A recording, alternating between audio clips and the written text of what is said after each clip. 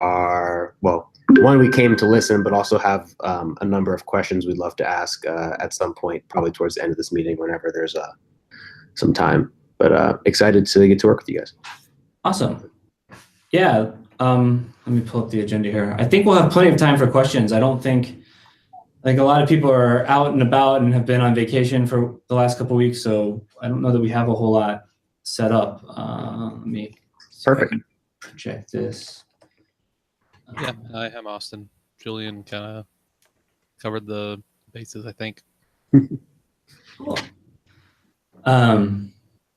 Sorry, my computer's just gonna take. It's gonna take forever now that everyone's watching. Yeah, so I don't see anything on the agenda. I don't know. We talked about some stuff last week related to the roadmap, but Martin's not here, and I know that was something he wanted to present. Do you have any update on the attributes mix-up? Are we fully resolved out of that now? Yeah, I think there was a PR merged to keep the attributes up to date. Okay. And do we have protections now for? Yeah, these are tests. Okay, beautiful. Yeah, so I think some of the big things that were going on the last couple of weeks are just following up on some of the performance issues of Mixer. We've been looking at a couple of different dimensions, including sort of the client performance inside of Envoy and its impact on Envoy scaling, and some of the issues with killing the API server with too much load at startup. So I know that there's been work going on there. I don't have a lot of final results to report. And Mandar's not here. He could tell you more about some of the work that he's been doing in that perspective. So yeah, I don't have anything. Is there anyone that wants to talk about anything in particular? Or should we just go straight to the questions and sort of go around the room? That seems fine to me. So Julian and Austin, did you guys want to switch your questions? Sure, this is great. Wow, this worked perfectly. I have a number of them, so if someone else has another question, feel free to interject at any time. I'm happy to share. So I was listening to a previous working group meeting that I found on YouTube, which, one, awesome. Thank you for uploading those. It actually was like really helpful. I think I was the one of 6 viewers or so I was proud. Where there was a discussion about the reason why distributed tracing was being supported both directly through Envoy and through the Mixer. And there was a discussion about how some people want to be able to use Istio without using the Mixer and want to just directly get traces via Envoy. And while at the same time, Mixer provides additional features on top that you could make use of. The first question I had was, is there anything in place that prevents double reporting in the event that you misconfigured to essentially have the envoys report directly to a tracing backend in addition to having Mixer report? Or could There's nothing. Oh, sorry. I didn't mean to cut you off. No, that was it for that one. Yeah, so there's nothing that prevents you from saying, okay, envoys, we want you to report to, say, Zipkin right now. And also, like, here's the configuration for a trace span adapter for Mixer that's going to report to Zipkin as well. So you can duplicate the results. I would think that I don't know how we would detect that necessarily. We could probably, yeah, we don't have anything in place that could detect that at today. Okay. There's like a third piece of that that's sort of hidden, right? Is that Mixer itself generates trace data about things that flow through it, and it's not pulling that configuration from the same way that the envoys are getting configured. So if we unified that, we might have a way of detecting in process if you have duplicate reporting going on. Right. But we don't have anything for that right now. Cool. Okay. Thank you for that. Next question I have is actually a little bit more Lightstep specific. So Lightstep. Sorry, go ahead. My computer wouldn't start, so I'm just going to grab something and write notes down on. Cool.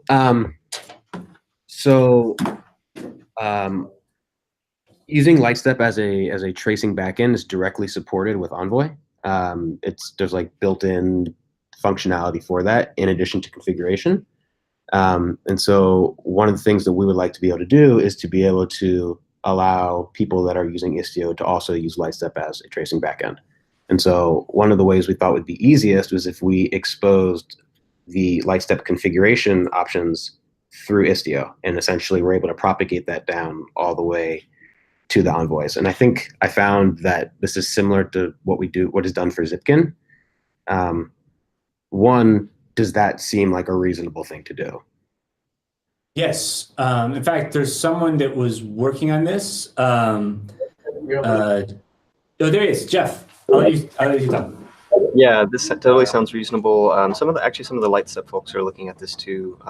It should be straightforward. The path is basically Helm chart to there's a mesh proto, which ends up being a config map, which then is the template for the proxy pods or proxy containers, which will need command line options so that the thing that starts the proxy can set the right bootstrap config for Envoy. One current question here is there's an API key type thing that's used, and whether or not, like, how sensitive we want to have that. I talked to some of the folks at Lightstep, and they said it's not a very sensitive key. Like, we could just have it as a config map with the rest of the config. So I think that's kind of the open question there, and then just to have that done. Yeah. So I think you came in a little late. I am one of the Lightstep people, not the one that had been talking to you. I'm a newcomer on this one. Yeah. Yeah. So actually, you touched on what was going to be my follow-up question. Was yes, there is this access token file that generally is necessary and needed for the envoys. And what I was thinking was to just provide that via config map, but I wasn't sure if that was something that would have the support by you guys. But if you think that's a reasonable thing to do, then that's great. And you're the expert here, so I think that's good to me. Cool. So, Julian, are you guys are you thinking about building an adapter for Mixer for this?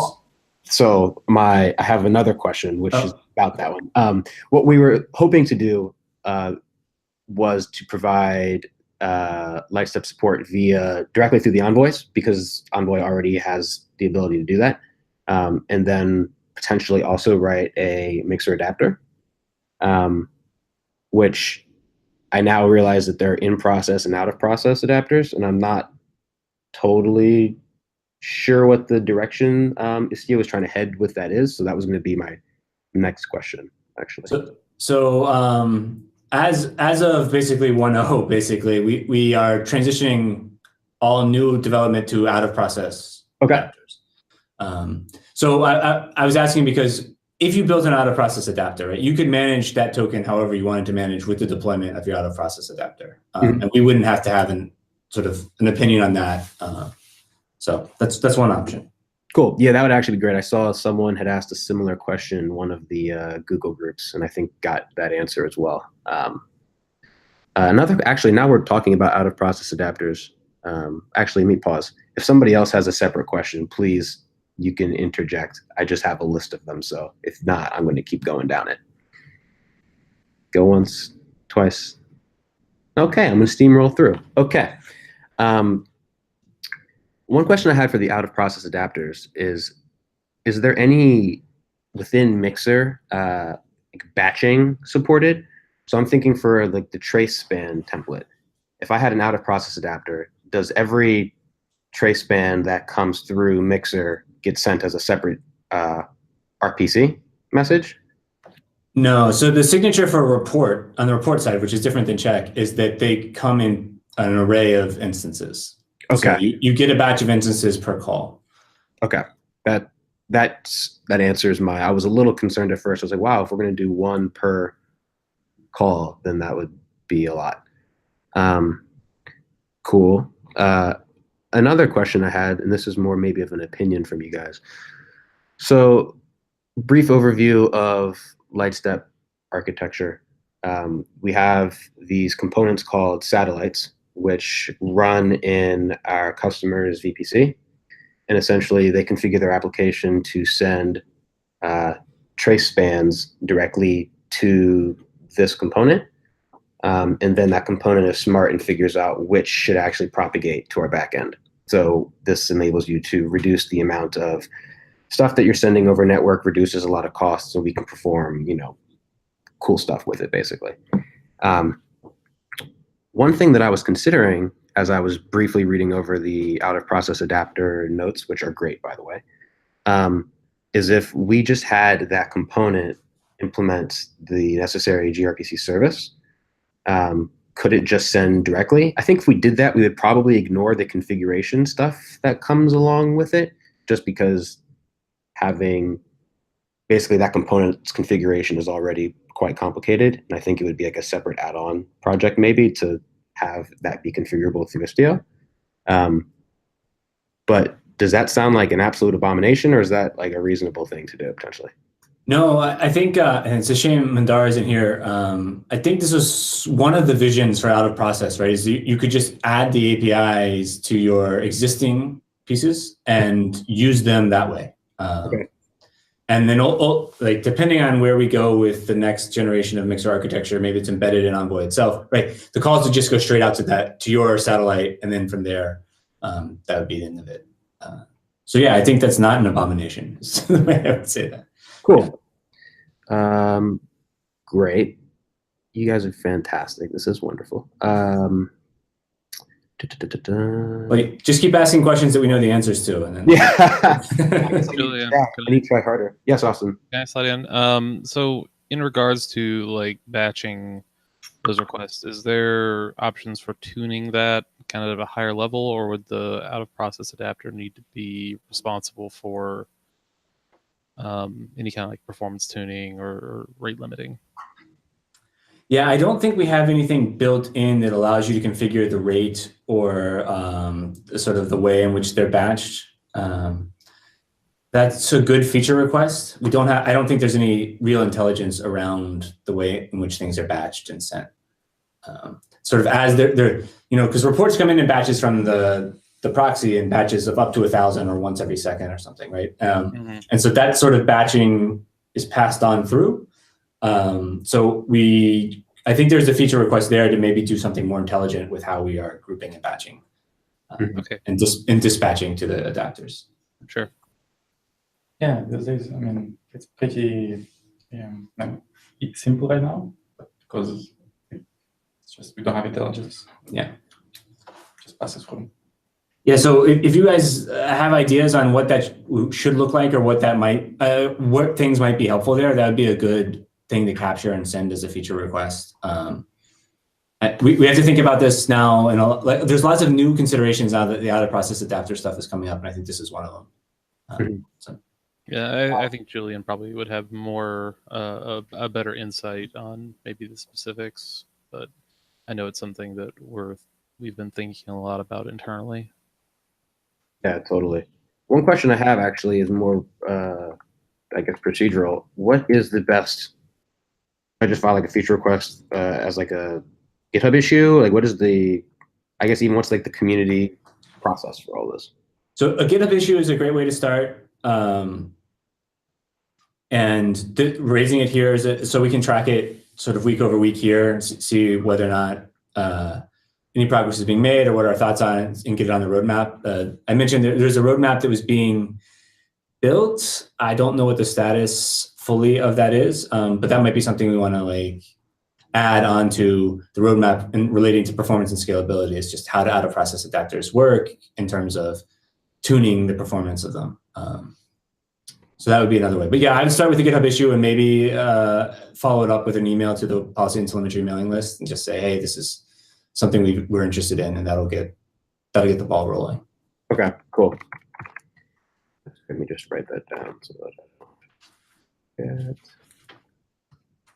forget. And I'm taking notes, and I'll add them to the notes for the meeting whenever I can log in. Okay. So that'll be another way to follow it too. I have another kind of procedural question. I think this was Jeff who had mentioned this. I saw that there's this is going back to propagating the lightstep configuration directly to the envoys. What is the process? I saw that mesh config proto, I think, is one thing that needs to get passed through. And that lives in, I think, Istio API. And like, what is the process for juggling that dependency for like making an update there and then updating Istio proper? Like how should I best do that? So how to juggle dependencies? I don't know. Yeah, so we update the API, and then you've got to update a couple of repos. I don't know. Do we have any decision on whether those are getting merged, or are we still going to do the dance? Yeah, right now it's still a dance to update. You need to update both API and then vendor it in Istio to pick it up. But it's just 2 repos, hopefully. Maybe there'll be 1, but that's the current situation. Okay. There's a template in Istio repo that basically moves data from that mesh config into the Envoy bootstrap. So that's just the flow, and the injector will need to propagate it as well. Okay. It reads the config map and then it translates it into flags to process. So and then you insert the flags into the template. Okay. So basically, I would update the proto and API, and then update the vendored version of that in Istio, and then that's in addition to just making sure that all the things are passed through where they need to be. Yeah, because then the injector will read that config map, and then it will turn them into flags, because the proxy itself does not read the config map, and then the proxy will turn it into the template for the bootstrap, so it will fill up the Envoy bootstrap and then run it. Cool.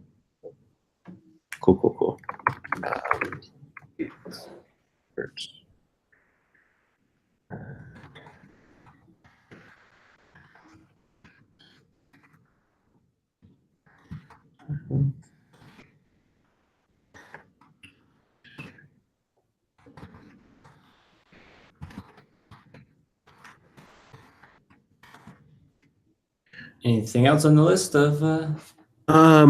Sorry, I jumped around a little bit, so now I need to go back through. Sorry, I feel like I completely hijacked this, but No, it's fine. Yeah, I think this is good because we didn't have a whole lot on the agenda.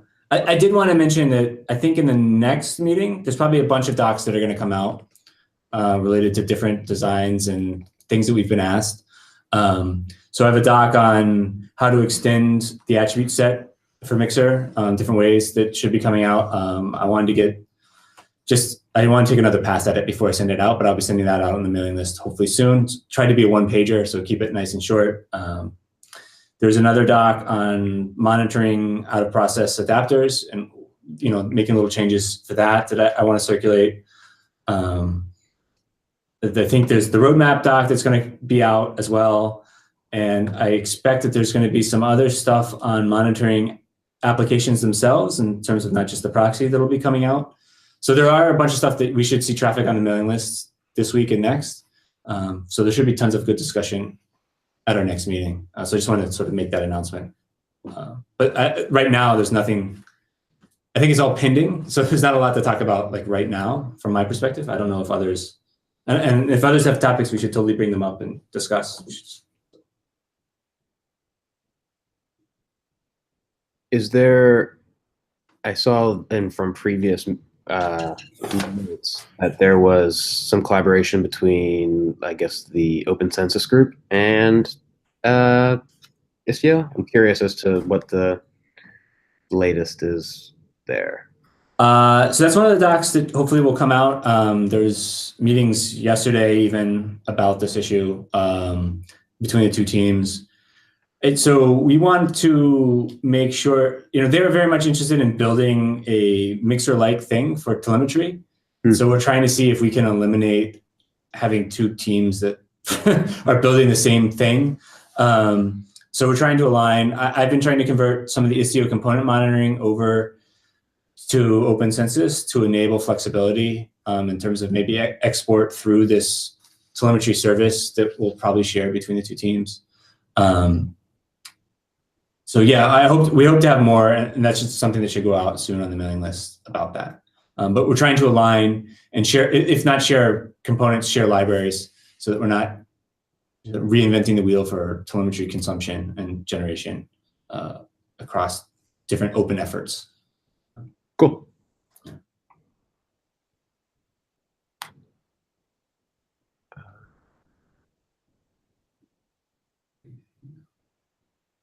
I think that's all I got. Just to confirm, new adapters are going the out of process route instead of the in-process route. That's true. Yes. Okay. Yeah, and we'll probably start actually moving some of the old adapters out into out of process adapters as we have time, sort of on a ad hoc basis. But yeah, the idea is to move basically almost everything out, except for maybe things like the standard IO logger or things that are just basic debug stuff. But yeah, that's the future. That's the way we're headed. Cool. Okay, Julian, if you ever want to meet up with, I'm free to meet up if you want to talk about how to get all the light step config through, or and for whatever reason, you can ask me questions. Yeah. Way to do this. How do I directly? Jeff Mendoza at google.com. There you go. Seems easy enough. Yeah, I will actually very likely take you up on that offer. So I appreciate you making it. I noticed, Scott, you're on the call, and I haven't had a chance to digest, I apologize, some traffic on the Slack channel. Did you get your issue resolved, or are you still having issues? Oh, hey. Yeah, my question was more around, I guess, verification, because right now, the main problem I get with people, my customers, I guess, is I keep running into issues where the install didn't fully complete of Istio, right? And so it's difficult to verify. And so I think the resolution, if there is one, is that it'd be really cool if there was a tool or a way to verify that Istio was actually installed properly. That Mixer has the right attributes. And I mean, when I do an install, like as often as not, I mean, maybe less than 50%, but quite often, I will end up getting errors at the end of the log because of timing issues, right? Because I install the YAML, and at the end it's like a bunch of not founds. And I know better. I just run it again, and everything's okay. But a lot of people miss that when they're doing it, and they think they didn't get any errors, or they, later on remember, oh yeah, maybe there was an error, but they just like whipped right on by it. And so that's kind of the issue that I've run into, is just, in the absence of that, it would be nice of a tool that would do it. It'd be nice if there was like maybe a set of steps or something to walk through with people to like, this is the best way to verify that you actually have a working installation, that kind of thing. Yeah, I think that would make a great contribution to the ops guide stuff that exists today. I think we have a lot of the data. We just don't have any unified way of, so Mixer reports on the attributes so they can see the number of totals, the total number of handlers configured, et cetera. And so there's sort of abstract information there, but we don't have a unified way of saying, all right, this is what a valid snapshot should look like, and make sure that you see it. Right, and I understand it's pretty challenging from the standpoint that all of it's configurable, but yeah, I mean, there's got to be some way of being able to verify this kind of stuff. Yeah. Go ahead, Cesar. Do you use the Helm install or just a manual install? I usually just use the YAML install, but okay. Yeah, I'm asking because I believe the Helm install kind of tried to address that, because I didn't have any issues with the Helm install as I started to use, but I did face this issue several times using the YAML. Like, you have always to install twice. Be sure. I install once, you sleep 30 seconds, install again. okay. Be sure that, yeah. So the preferred install then is really Helm and the YAML. It needs to be, because now you're starting to create the a la carte version. So the idea that you can turn on and off parts of Istio, and the Helm install can allow you to do it with flags. So it seems to be going more towards the Helm install, because the Helm tried to check if it's available or not. Maybe that's why I don't have a tool for that. Okay. Yeah, I haven't really played with Helm, so I guess I need to start looking into that. Well, it's very easy. I started this week and it seems to be very straightforward. Just Okay. need to turn some stuff on. By default, they are off, like tracing stuff. By default is off. Yeah. Okay. Okay, cool. Well, thanks, Scott. That's really helpful feedback. I think we've known about that issue sort of abstractly, but haven't really been pushed to get better at it. So. By the way, just throw this out too. I have been working with Mandar on getting external adapter working, the gRPC stuff, and with the latest fixes, it does work. I mean, with all the template types, including custom types. So I do have it working. There's a little hinkiness in the configs that I'm getting. Oddly, getting like completely two separate raw config bytecode sets that resolve to the same thing, which is really bizarre. And it breaks then with the code that the example code, because it's just doing raw byte checks and saying that if it's the same, I don't need to create a new one. I got around it by just going ahead and I go ahead and unmarshal it and check, which is fine. Yeah. It's not that big a deal, and in fact, I can do better checks that way anyway. But yeah, there's something very bizarre, and it may be because one is on the check side and one is on the report side, possibly, or yeah, I don't know. But it's like I have one adapter that does both check and report, and yeah, it thinks they're completely different configs. Interesting. Yeah, that'd be interesting to track down. I'm happy to hear that you got things working. Yeah. Would you be interested at all in sort of typing up some sort of experience guide, or like, this is how I got it working, these are the steps I had to do, kind of thing? Yeah. I mean, I can do that. I mean, just to throw one thing out there, there's a ton of boilerplate stuff that I had to do. And so I have like this whole class, because what I did is I took what I already had, the adapter I had, and wrapped it, for gRPC. And there's just like a lot of, I need to convert these types to these types, and all this stuff that should just be a no-brainer library. Yeah. So I don't know if that's something you guys are already working on, or if that's something that would be a good contribution or what, but. Yeah, I think as we get more people that sort of work through this, we're going to learn a lot about stuff that we can streamline. Yeah. Right now, let's just get stuff working first, right? So yeah, that's why I ask. I think it would be great to sort of say, like, here are the big pain points. Here's the stuff that I think could be streamlined. Yeah, I'll try to put something together. Awesome. That'd be really helpful. Thank you. I don't have anything else to bring to the group. If no one else does, maybe we can adjourn now. Does anyone else have something they want to talk about, or?